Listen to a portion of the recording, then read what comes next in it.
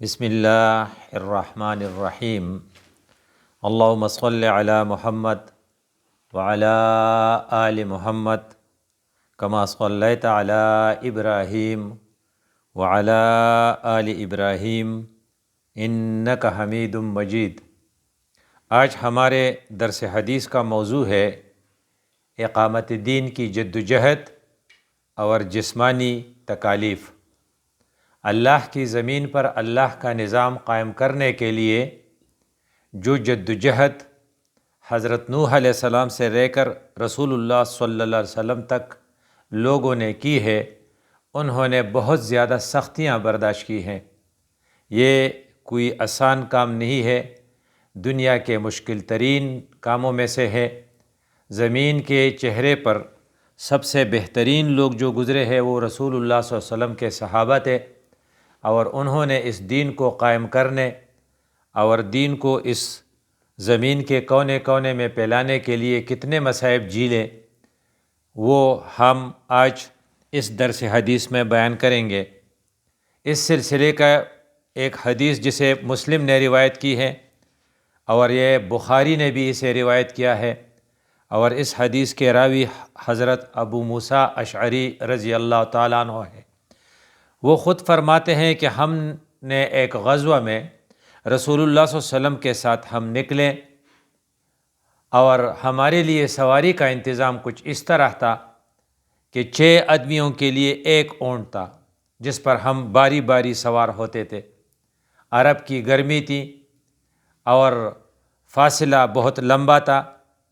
اور ہم نے اکثر پیدل جانا ہوتا تھا۔ 6 آدمیوں کو ایک سواری ملی تھی، اور پھر وہ خود کہتے ہیں کہ ہمارے پاؤں میں چھالے پڑ گئے، اور پھر اپنا ذکر کرتے ہیں کہ میرے پاؤں میں چھالے بھی پڑ گئے لیکن میرے ناخن بھی گر گئے۔ یہ اللہ کے پسندیدہ لوگ ہیں صحابہ، جس کو رضی اللہ عنہم ہم کہتے ہیں، ان کی یہ حالت تھی۔ میرے پاؤں میں چھالے بھی پڑ گئے اور میرے ناخن بھی اتر گئے، اور پھر اس کی ریمیڈی کے لیے ہم اپنے پاؤں پر چیتڑے لپیٹتے تھے، اور ہم نے اتنے چیتڑے لپیٹے کہ اس غزہ کا نام یا اس غزوہ کا نام غزوہ ذات الرقاع پڑ گیا۔ اب تاریخ نے اس غزوہ کو جو محفوظ کیا ہے اس کا نام ہے غزوہ ذات الرقاع، یعنی وہ غزہ جس میں شامل ہونے والے مجاہدین نے اپنے پاؤں پر چیتڑے لپیٹے تھے۔ گرمی کی شدت بھی زیادہ تھی، پیدل سفر بھی تھا، مجاہدین کے پاؤں میں چھالے بھی پڑ گئے، حتیٰ کہ ایک مجاہد کہتا ہے کہ میرے ناخن بھی گر گئے، لیکن دین کو غالب کرنے کی عشق میں کوئی آزمائش اور کوئی تکلیف حائل نہیں ہو سکی۔ وہ یہ رسول اللہ صلی اللہ علیہ وسلم سے یہ گلہ اور یہ شکوہ نہ کر سکے کہ ہم ایسی مشکل سفر میں نہیں جا سکتے۔ یہ ان کا ایمان تھا۔ اس حدیث کے عربی الفاظ کچھ اس طرح ہے: عن ابی موسیٰ رضی اللہ تعالیٰ عنہ، یہ روایت ابی موسیٰ سے ہے، قال خرجنا مع رسول اللہ صلی اللہ علیہ وسلم فی غزات، ہم رسول اللہ صلی اللہ علیہ وسلم کے ساتھ ایک غزوہ میں نکلے ان کے ساتھ، ونحن 6 نفر بیننا بعیر نعتبقہ، اور ہمارے 6 آدمیوں پر ایک اونٹ ہوتا تھا جس پر ہم باری باری سوار ہوتے تھے۔ اور پھر آگے فرماتے ہیں فنقبت اقدامنا، فنقبت قدمایا، ہمارے پاؤں جو ہے اس پہ چھالے پڑ گئے، اور میرے پاؤں پر بھی چھالے پڑ گئے، میرے پاؤں میں بھی چھالے پڑ گئے، فنقبت قدمایا،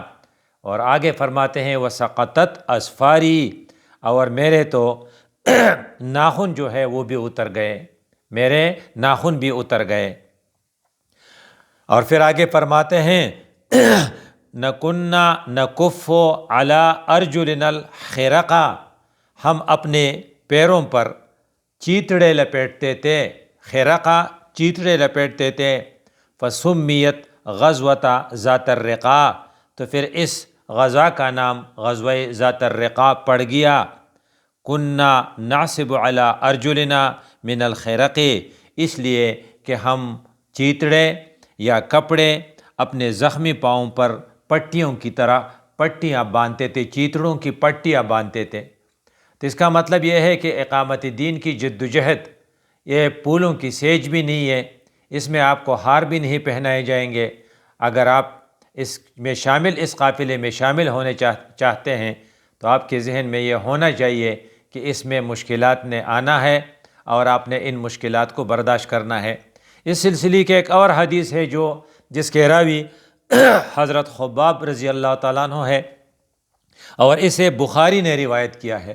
حضرت خباب رضی اللہ عنہ فرماتے ہیں کہ ہم نے اللہ کے رسول کے ساتھ اللہ کی رضا کے لیے ہجرت کی، گھر چھوڑا اور ہم مکہ سے مدینہ آ گئے، اور ہماری یہ خواہش تھی یا ہمارا یہ مقصد تھا کہ اللہ ہمیں اجر دے گا۔ اب ہم میں سے بعضوں کو اپنی محنت کا پل کائے بغیر دنیا سے چلنا پڑا۔ ہمارے بعض ساتھی دنیا کو اوائل زندگی میں، ان ہجرت کے بعد اوائل سالوں میں دنیا کو چھوڑ کر اللہ کو پیارے ہو گئے، اس لیے فتح خیبر یا فتح مکہ کے بعد جو آسائشیں آئی تھی وہ اس سے مستفید نہ ہو سکے۔ ان میں سے جو شخص اور جو صحابی اس سلسلے میں اللہ کی غنائم اور فتوحات کے سے لطف اندوز ہونے ہوئے بغیر دنیا سے چلے گئے تھے، ان کا نام تھا مصعب بن عمیر رضی اللہ تعالیٰ عنہ۔ مصعب بن عمیر رضی اللہ تعالیٰ عنہ یہ غزوہ احد میں شہید ہو گئے تھے، اور یہ کون تھے؟ فرماتے ہیں کہ یہ ایک ایسا شخص ہے جو جاہلیت کے زمانے میں سب سے زیادہ خوش لباس ہوتے تھے، سب سے زیادہ دولت مند تھے، اور سب سے زیادہ اپنی والدہ کو پیارے تھے، لیکن جب وہ نبی کریم صلی اللہ علیہ وسلم کی جماعت میں شامل ہوئے، دین حق کے مخلص اور جانباز سپاہی بنے، کل کائنات کو اس نے چھوڑ دیا اور رسول اللہ کا ساتھ دیا، تو پھر اس کی وفات بھی عجیب تھی۔ جب وہ جنگ احد میں شہید ہو گئے تو پھر ہمارے پاس ان کے لیے کفن کا کپڑا بھی نہیں تھا۔ اس کا کفن کا کپڑا بس ایک داری دار چادر تھا، اگر ہم اسے اس کے سر پہ ڈالتے تو پیر ننگے رہتے، اور اگر ہم پیروں کو چھپاتے تو سر ننگا رہتا۔ رسول اللہ صلی اللہ علیہ وسلم نے اس کا علاج اس طرح فرمایا کہ آپ ایسا کریں کہ اس کے سر کو چادر سے ڈھانپیں اور پیروں پر اسخر یعنی گھاس ڈال لیں اور گھاس سے پیروں کو چھپائیں۔ آپ یہ کہہ سکتے ہیں کہ ایک ایسا نیازبین آدمی جو دولت مند والدین کا بیٹا تھا، جو خوش لباس شخص تھا، لیکن رسول اللہ صلی اللہ علیہ وسلم کے ساتھ آئے ہوئے انہوں نے کتنی تکلیفیں برداشت کی۔ ماں نے اس کو گھر سے نکال دیا تھا، جنگ احد کے موقع پر وہ شہید ہو گئے تھے، لیکن کفن کے لیے اس کو ایک چادر بھی پوری نہیں مل رہی تھی۔ گویا کہ آپ یہ کہہ سکتے ہیں کہ انہوں نے اپنا سر رحمان کے قدموں میں رکھا تھا، اور ساتھ یہ بھی کہہ دیا تھا جان دی ہوئی اسی کی تھی، حق تو یہ ہے کہ حق ادا نہ ہوا۔ اب یہ اس وقت کی بات ہے جب اسلام کا سیاسی غلبہ نہیں آیا تھا، تو کبھی کبھی یہ بھی ہو سکتا ہے کہ آپ مصیبتیں برداشت کریں گے اور آپ کی مصیبتوں کا پل دوسرے ساتھی کھائیں گے۔ اس حدیث کے عربی الفاظ کچھ اس طرح ہے، عن خباب رضی اللہ تعالیٰ عنہ، یہ روایت حضرت خباب رضی اللہ تعالیٰ عنہ سے ہے، قال حاجرنا مع النبی صلی اللہ علیہ وسلم، ہم رسول اللہ صلی اللہ علیہ وسلم کے ساتھ ہجرت کر گئے، نلتبس وجہ اللہ، یہ کام ہم نے اللہ کی رضا کے لیے کیا تھا۔ اس حدیث کے ان الفاظ کا مطلب یہ ہے کہ ہم جو بھی اقامت دین کی جدوجہد کریں گے تو ہماری خواہش اور ہمارا ارادہ اور ہمارا مقصد صرف اللہ کی رضا کا حصول ہوگا۔ پھر آگے فرماتے ہیں کہ ہم نے یہ کام اللہ فمنا من ماتا ولم یأکل من اجرہ شیئا، ہم میں سے بعض وہ تھے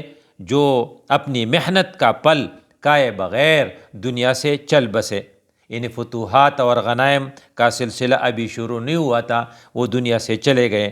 اور پھر فرماتے ہیں کہ ان حضرات میں سے ایک جو تھا منہم مصعب ابن عمیر، رسول اللہ صلی اللہ علیہ وسلم کے ان صحاباؤں میں سے ایک جو تھا جو وہ پہلے وفات پا گیا، وہ مصعب بن عمیر تھا۔ وَمِنَّا مَنْ أَنْ يَنْعَتَ لَهُ ثَمَرَتُهُ فَهُوَ يَحْدِبُهَا، بعض لوگوں کو اپنی محنت اور جدوجہد کا ثمر ملا، یعنی وہ دنیا میں فتح مکہ تک اور غزوہ خیبر تک، فتح خیبر تک زندہ رہے، اور انہوں نے دنیا میں بھی اپنے محنت کا پل کھایا اور اسے کاٹا۔ لیکن جن لوگوں نے نہیں کاٹا تھا، اس سے پہلے دنیا سے چلے گئے، ان میں سے ایک کا نام مصعب بن عمیر ہے، اور پھر آگے فرماتے ہیں قتلا یوم احد، وہ احد کے دن قتل ہو گئے، شہید ہو گئے۔ فلم نجد ما نکفنہ بہ، اسے کفن کے لیے ہمارے پاس کوئی چیز نہیں تھی، الا بردتن، مگر ایک داری دار چادر تھی۔ اور پھر آگے اپنا وہ سچویشن خود بتاتے ہیں، اذا غطینا بہا رأسہ خرجت رجلاہ، اگر ہم اس کے سر کو ڈانپتے اور ہم چادر اس کے سر پر رکھتے، اس چادر سے اس کا سر ڈانپتے تو ان کے پاؤں ننگے رہتے۔ اور پھر آگے فرماتے ہیں وَإِذَا غَطَّيْنَا رِجْلَيْهِ خَرَجَ رَأْسُهُ، اور اگر ہم اس کے پیروں کو ڈانپتے تو پھر اس کا سر ننگا رہتا، سر کا سر کھلا رہتا۔ اس لیے رسول اللہ صلی اللہ علیہ وسلم نے فیصلہ فرمایا، تو فرماتے ہیں آگے فَأَمَرَنَا نبی صلی اللہ علیہ وسلم، رسول اللہ صلی اللہ علیہ وسلم نے ہمیں حکم دیا ان نغطی رأسہ، کہ ہم اس کے سر کو ڈانپے، وَأَن نَجْعَلَ عَلَى رِجْلَيْهِ مِنَ الْأَسْخِرِ، اور اس کے پاؤں پر خوشبودار گھاس ڈالیں، یعنی خوشبودار گھاس ڈالنے کا حکم دیا۔ گویا کہ آپ یہ کہہ سکتے ہیں کہ ان لوگوں نے جدوجہد میں انتہا کی، دنیا میں ان کو کوئی صلہ نہیں ملا، حتیٰ کہ موت کے وقت ان کو کفن بھی پوری نہیں ملی۔ اس لیے اقامت دین کی جدوجہد یہ تاریخ رکھتی ہے کہ آپ اس میں مصیبتیں برداشت کریں گے، یہ پھولوں کی سیج نہیں ہے، یہ کانٹوں بھری راہ ہے، اور اس کو خوشی سے برداشت کریں گے، ورنہ آپ اور ہم سب اللہ کے ہاں ذمہ دار ہوں گے۔ اقول قولی ھذا استغفر اللہ لی ولکم ولسائر المسلمین۔